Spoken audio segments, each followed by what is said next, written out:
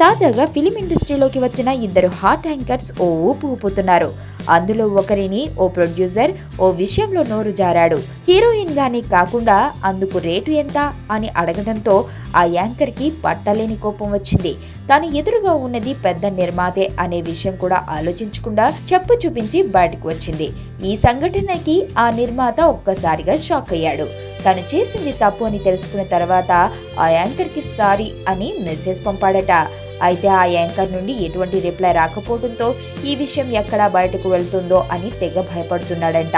Film ఇండస్ట్రీలో దీనికి సంబంధించిన న్యూస్ హాట్ టాక్స్ లా వినిపిస్తుంది.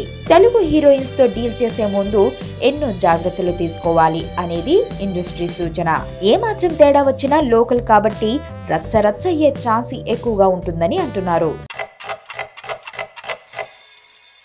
టైం రెండు రకాలు, ఒకటి గుడ్ టైం, రెండు బ్యాడ్ టైం.